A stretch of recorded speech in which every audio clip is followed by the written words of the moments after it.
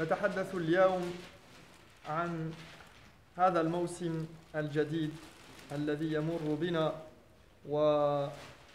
ونستقبل أيامها وأياما فاضلة مباركة في هذه الأيام، فنقول وبالله التوفيق اتقوا الله تعالى في هذه الأيام لأنها من خير أيام الدنيا وأفضلها وأعظمها وأجلها عند الله تبارك وتعالى على الإطلاق. هذه الأيام الأيام الأول من شهر ذي الحجة هي خير من 350 يوما، شرف الله تبارك وتعالى قدرها وأعلى شأنها وعظم من مكانتها، فأقسم بها وما يقسم الله إلا بعظيم، فقال والفجر وليال عشر. قال ابن عباس وغيره هي العشر الأول من شهر ذي الحجة. Dans quelques jours, c'est le mois du pèlerinage qui commence, comme vous le savez. C'est un mois très important, et spécialement pour ces 10 premiers jours. Car chaque acte a plus de valeur auprès d'Allah subhanahu wa ta'ala que dans n'importe quelle autre période. Dans Surat al-Fajr, Allah subhanahu wa ta'ala jure et il dit par l'aube et par les 10 nuits. Et selon Ibn Abbas et d'autres commentateurs, cela correspond, ces 10 nuits par lesquelles Allah a juré, eh bien, cela fait référence aux 10 premiers jours de Dhul Hijjah, aux 10 premiers jours du mois à venir, du mois lunaire à venir.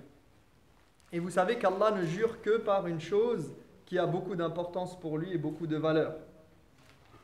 عن ابن عباس رضي الله عنه قال قال رسول الله صلى الله عليه وسلم ما من أيام وقال ما من أيام على الإطلاق العمل الصالح فيهن أحب إلى الله من هذه الأيام يعني العشر.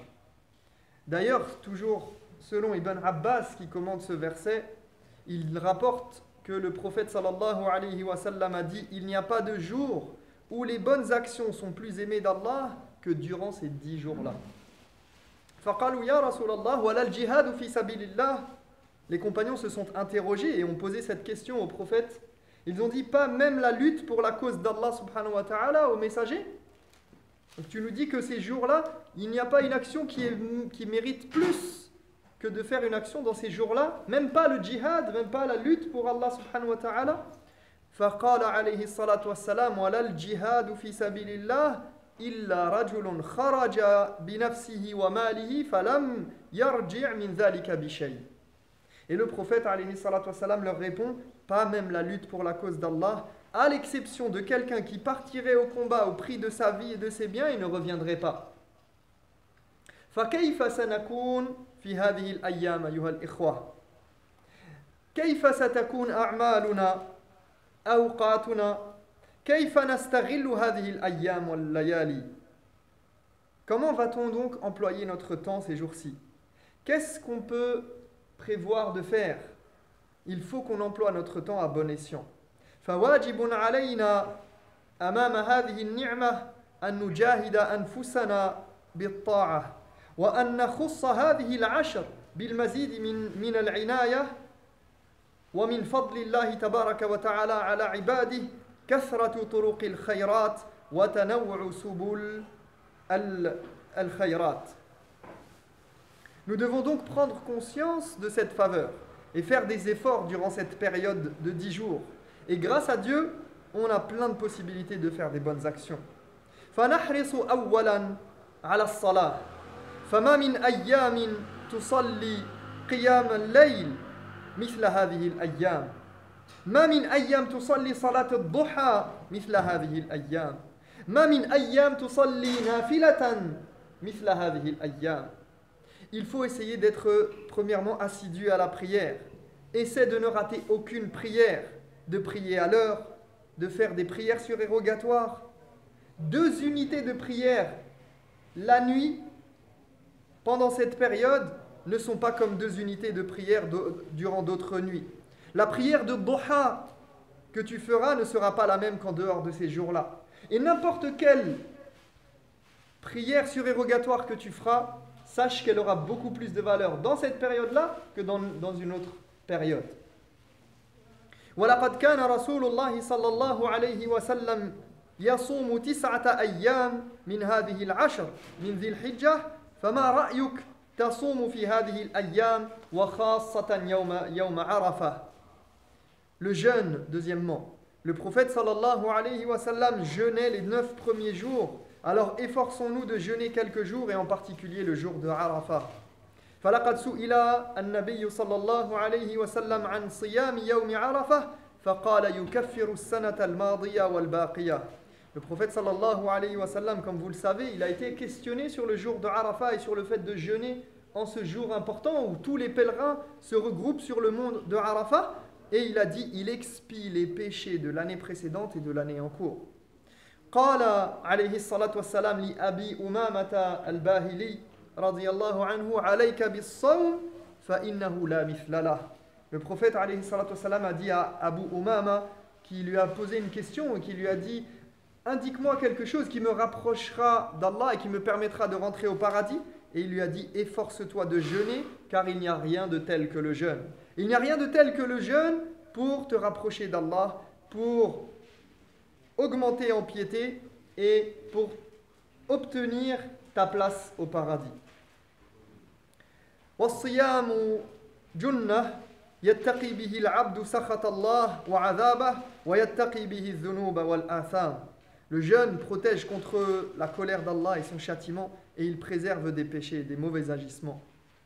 قالت عائشة رضي الله عنها إن رسول الله صلى الله عليه وسلم قال ما من يوم أكثر من أن يعتق الله فيه عبدا من النار من يوم عرفة وإنه ليدنو ثم يباهي بهم الملائكة فيقول ما أراد هؤلاء. Et je vous rappelle ce hadith que la mère des croyants, Aïcha radiyallahu anha, rapporte du prophète sallallahu alayhi wa sallam, il n'y a pas de jour où Allah est plus enclin et susceptible d'affranchir un serviteur de l'enfer que le jour de Arafat. Le jour de Arafat, c'est le jour où Allah il est plus susceptible de t'affranchir de l'enfer que n'importe quel autre jour. Et Allah, en ce jour si particulier, il se rapproche, comme nous le dit le prophète sallallahu alayhi wa sallam, et il vante les mérites de ses serviteurs auprès des anges en leur disant, que sont-ils venus chercher ces gens-là? Ces gens-là qui se sont regroupés à Arafat, que sont-ils venus chercher si ce n'est mon pardon et ma miséricorde? فالمسلم الذي لا يستطيع الحج لا يحرم من هذا الفضل الكبير فضل هذا اليوم العظيم. Ainsi, celui qui ne fait pas le pèlerinage, eh bien, et on sait que cette année, ça va être une année très particulière, car beaucoup d'entre nous et de ceux qui souhaitaient peut-être faire le pèlerinage, eh bien, en seront privés. Eh bien, même si tu ne fais pas le pèlerinage, tu as l'occasion de profiter des faveurs de ce jour extraordinaire qu'est Arafat. Alors profitons-en, car Allah il vante les mérites de ses adorateurs, qu'ils soient au pèlerinage ou non, et il répond à leurs invocations. ما رأيك في هذه الأيام أن تكثر من الصدقات تذهب إلى الفقراء أو صندوق الصدقات أو تساعد بعض المشاريع الخيرية في هذه الأيام. من كان في نيته أن يبني مسجدا فليفعل، من كان في نيته أن يحفر بئرا فليفعل، من كان في نيته أن يكفل يتيما فليفعل. Pourquoi ne pas profiter de ces jours bénis pour faire des aumônes, aider quelqu'un dans le besoin, dépenser pour la mosquée, faire un don à une œuvre de charité et de bienfaisance? Il y avait sûrement parmi nous quelqu'un qui a pour projet de participer à la construction d'une mosquée, d'un puits, ou de prendre en charge un orphelin. Eh bien, c'est le moment ou jamais. Combien de fois ne t'es-tu pas dit « Ah, ça serait bien que j'aide tel ou tel projet ?» Eh bien, profite de ces 10 jours-là pour aider ce projet en question que tu voulais voir fleurir et voir s'épanouir. وأعظم الصدقات في هذه الأيام الأضحية في يوم النحر تقربا إلى الله وطلبا لثوابه إن فعلت هذا فإنه من أعظم الصدقات عند الله جل وعلا. Et sachez qu'une des meilleures aumônes en cette période, eh bien comme vous le savez, c'est le sacrifice de l'Eid. Le sacrifice de l'Eid durant les 4 jours de l'Eid où vous pouvez sacrifier dans l'intention bien évidemment de se rapprocher d'Allah, pas simplement parce que vous voulez nourrir votre famille ou parce que c'est l'Eid et c'est une tradition, non, pour se rapprocher d'Allah en espérant sa récompense, en espérant lui plaire et le satisfaire. فإن الحجاج يتقربون إلى الله في يوم النحر بنحر الهدايا والمسلمون في البلدان يتقربون إلى الله بنحر وذبح الضحايا. Tout comme les pèlerins sacrifient un animal et en distribuent la viande aux pauvres de la Mecque, eh bien les musulmans de par le monde sacrifient une bête lorsqu'ils le peuvent. وقال عليه الصلاة والسلام إذا رأيتم هلال ذي الحجة وأراد أحدكم أن يضحي فليمسك عن شعره وأظفاره. Le prophète sallallahu alayhi wa sallam a dit à ce propos, et donc celui qui a l'intention de sacrifier lui-même ou de faire sacrifier une bête pour sa famille, eh bien il doit mettre en application ce hadith avec la divergence qu'il y a chez les fuqaha, à savoir si c'est une obligation ou quelque chose, un acte fortement recommandé. Il dit, alayhi salatu wassalam, quand vous voyez le croissant de lune qui annonce le mois du pèlerinage, et il dit et que l'un de vous a l'intention de sacrifier une bête, eh bien qu'il s'abstienne de se raser et de se couper les ongles. Et ceci est spécifique donc à la personne qui souhaite le faire elle-même, c'est pas toute sa famille, c'est la personne qui prend en charge al-udhiya, ou bien qui l'a fait par elle-même ou qui délègue, d'accord? Et cela lui incombe. Et chez l'imam al-Shafi'i et certains malikites, c'est préférable et non pas obligatoire, alors que dans le madhab de l'imam Ahmad, c'est une obligation. Et sachez aussi que celui qui n'a pas encore l'intention, dès le début de cette période, qui n'a pas eu encore l'intention parce qu'il attendait, je ne sais pas, peu importe, dans son organisation quotidienne, peut-être par rapport à l'argent, ses finances, etc., eh bien, cela ne lui sera recommandé ou obligatoire qu'à partir du moment où il aura l'intention, même si c'est quelques jours avant l'Eid. C'est-à-dire que ce n'est pas grave s'il n'a pas eu l'intention encore de le faire et qu'on est le 7e jour de Dhul Hijjah, eh bien il peut encore avoir l'intention. À partir de ce moment-là, il applique cette règle, Inch'Allah ta'ala. وهذا أيها الإخوة هذا وقت الإصلاح بين الناس وصلة الأرحام وبر الوالدين وعيادة المرضى والسعي لقضاء حوائج الناس. C'est le moment, cette période-là, ces 10 jours, de renouer les liens avec nos proches, de nous réconcilier, d'œuvrer pour la réconciliation des gens, d'être bienfaisants envers nos parents, de visiter des personnes malades, d'aider quelqu'un qui sollicite notre aide.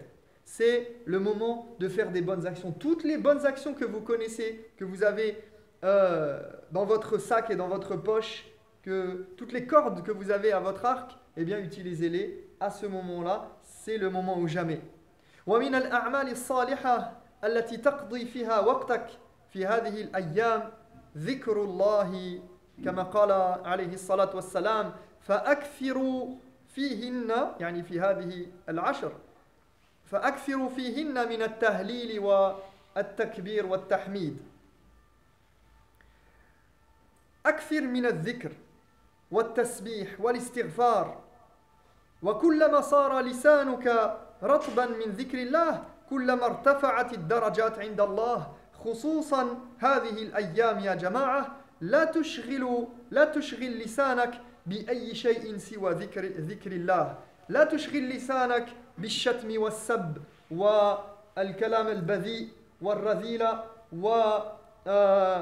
والغيبة والنميمة أشغل نفسك ولسانك بذكر الله بقول لا إله إلا الله بقول أستغفر الله سبحان الله العظيم سبحان الله وبحمده سبحان الله العظيم وما إلى ذلك من الأذكار المعروفة. Parmi les bonnes actions qui devraient nous occuper ces jours-ci, c'est le dhikr. Mentionner Allah subhanahu wa ta'ala, dire alhamdulillah, faire les louanges les glorifications et notamment le takbir, Allahu Akbar, et le tahlil, la ilaha illallah, comme le prophète sallallahu alayhi wa sallam a dit, multipliez les formules d'invocation et d'évocation durant cette période, car plus nous le ferons, plus nous obtiendrons des récompenses. أقول قولي هذا وأستغفر الله لي ولكم فاستغفروه إنه هو الغفور الرحيم. Donc, profitons de cette occasion, profitons de ces 10 jours pour multiplier les formules d'invocation et d'évocation. Essaye de passer tout ton temps à prononcer les différentes formules. Car plus tu le feras, plus tu auras des récompenses et des degrés élevés auprès d'Allah. Et ne perds pas ton temps dans les discussions futiles, les mauvaises paroles, les insultes, la médisance, les ragots, les chats, les trucs sur, je sais pas, Instagram, les stories, les machins, tout ce que vous pouvez trouver aujourd'hui qui nous éloigne petit à petit d'Allah subhanahu wa ta'ala. Sauf si c'est quelque chose qui a un lien, si c'est un rappel, si c'est quelque chose d'utile, alors là, oui, effectivement. Mais même ça, n'abusez pas trop parce que, et j'en arrive à mon dernier point, ihris ala qira'ati al-Qur'an, faqra'u ma tayassara min al-Qur'an fi hadhihi al-ayyam. Efforce-toi d'ouvrir le Coran, de lire le Coran, d'appuyer sur l'application qu'il y a dans ton téléphone, je l'espère, où il y a le petit logo du Coran, et de lire ton Coran. Révise ce que tu connais, apprends des nouvelles sourates, essaye de lire le Coran au maximum dans cette période parce que ça fait partie des actes les plus importants en termes de zikr déjà et en termes d'adoration. Donc on a cette période de 10 jours, il faut qu'on essaye au maximum de focaliser sur notre adoration. Vous savez que le prophète sallallahu alayhi wa sallam, il a dit, dans les hadiths que j'ai cités, il a dit que c'était les meilleurs jours, c'est encore meilleur que les jours de Ramadan. Donc si, regardez la ferveur qu'on avait pendant Ramadan, eh bien on essaye d'avoir la même ferveur, et peut-être encore plus, si possible, que pendant Ramadan. نكتفي بهذا ونسأل الله تبارك وتعالى أن يهدينا لما يحب ويرضى